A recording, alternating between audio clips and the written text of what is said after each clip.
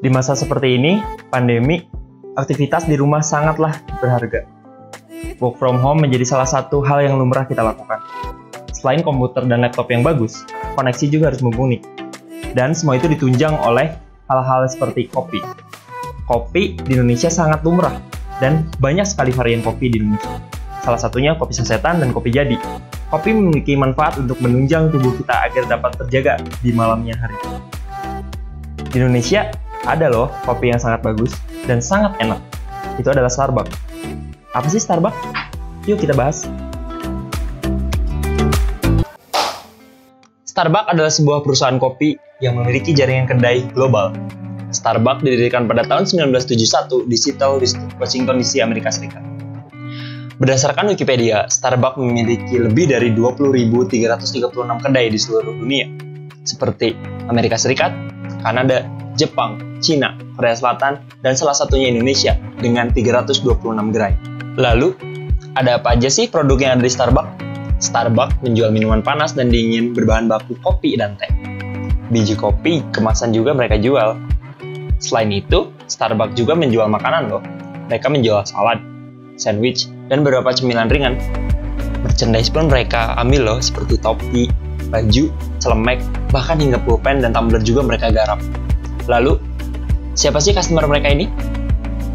Customer setia Starbucks adalah mereka yang sedang dalam kondisi produktif, yakni usia 18 hingga 40 tahun. Tentu, bukan artinya di atas atau di bawah usia tadi tidak mengkonsumsi Starbucks ya. Berdasarkan data, customer setia mereka adalah kaum ekonomi menengah ke atas. Karena memang branding dari Starbucks ini sudah bisa dibilang prestige aid. Orang akan memandang bahwa para pembeli minuman Starbucks adalah orang yang mampu dan bisa dibilang orang kaya. Tidak heran jika ada anggapan seperti itu. Karena harga produk Starbucks sendiri dipatok dengan kisaran harga mulai dari 30.000 hingga 200.000. Harga yang bisa dibilang mahal sih untuk sebuah kopi. Walaupun mahal, Starbucks mereka tetap mendapat pelanggan setia. Ini disebabkan karena Starbucks bukan hanya menjual kopi, namun mereka juga menjual kualitas.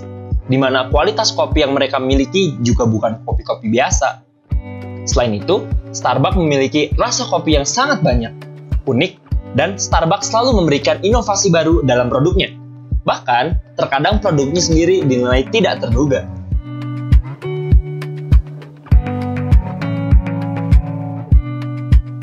Bagi pelanggan Starbucks, minum kopi bukan lagi hanya sebagai ajang untuk memenuhi kebutuhan saja, melainkan juga ajang ngobrol dengan teman-teman ataupun pacar. Itulah kenapa mereka membuat tempat yang sangat nyaman. Singkatnya, Starbucks tidak hanya membicarakan mengenai minuman, tetapi juga bagaimana tempat mereka menjadi sebuah zona aman dan zona nyaman bagi para pelanggan, mereka yang ingin melepaskan diri dari situasi penat pekerjaan mereka. Dua warga Indonesia yang positif terinfeksi virus corona disebut telah melakukan kontak dengan warga negara Jepang. Nah, secara umum situasinya tidak ada kabar yang menggembirakan. Akan terjadi peningkatan 20% sampai 40% kasus dibanding bila tidak ada pemudik. It has the highest COVID-19 mortality rate in Asia, hovering at around 8 to 9%. Sehingga totalnya menjadi 24.538. Indonesia also has the most number of coronavirus deaths in the region, second only to China. Bu Laura, apakah di Indonesia kritis COVID-19? Ya. Kalau di Indonesia sendiri ini bisa dikatakan krisis ya. Kedisiplinan warga negara jelas sangat dibutuhkan. Inisiatif kita untuk saling menjaga juga menentukan. Public health response. I think it's important to put this on the table. This virus may become just another endemic virus in our communities, and this virus may never go away.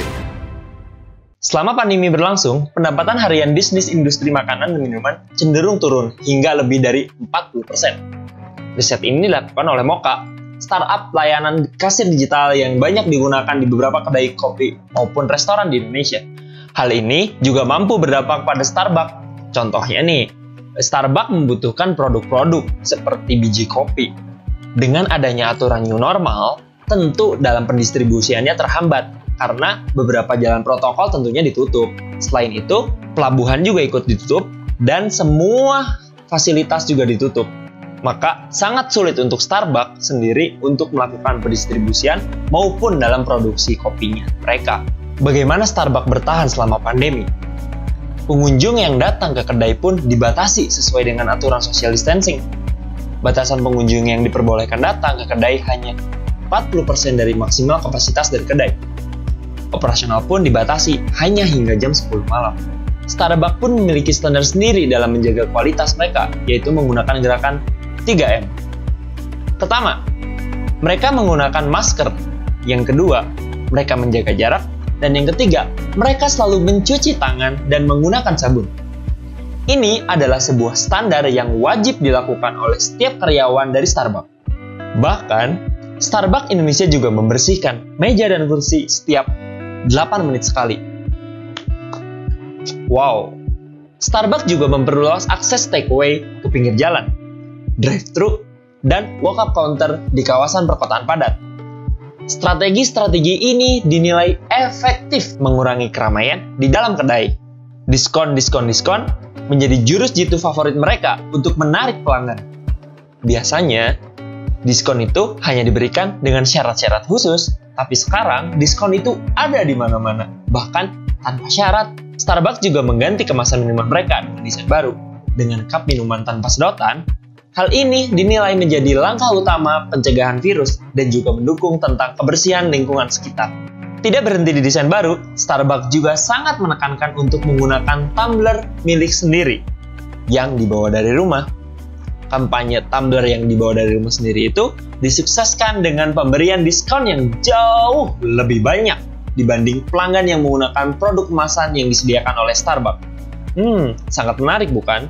Ayo bawa tumbler sendiri. Kemudian dari penyajian makanan, piring yang digunakan oleh Starbucks kini berubah dari piring keramik yang dicuci ulang menjadi piring kertas sekali pakai. Selain dinilai jauh lebih higienis karena hanya sekali pakai, juga dinilai ramah lingkungan karena produknya terbuat dari kertas yang bisa lebur sendiri dan hancur dengan sendirinya. Langkah terakhir dari Starbucks adalah sebagai bentuk respon kebijakan new normal.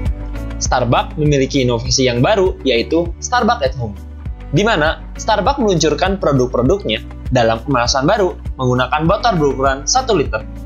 Selain Starbucks at Home dan variasi lainnya, banyak inovasi yang dilakukan Starbucks yang tidak bisa disebutkan karena mereka sangat berinovasi dalam menghadapi new normal ini. Hal ini dapat kita simpulkan bahwa Starbucks mampu melewati pandemi ini dengan strategi-strategi yang mereka miliki. Kita berdoa saja agar UMKM Indonesia dapat lebih hebat dari produk luar seperti Starbucks. Dan kita berdoa juga agar pandemi ini segera selesai. Terima kasih sudah menyaksikan video ini. Semoga bermanfaat. Saya Uzi, dan sampai jumpa di video selanjutnya. Ciao!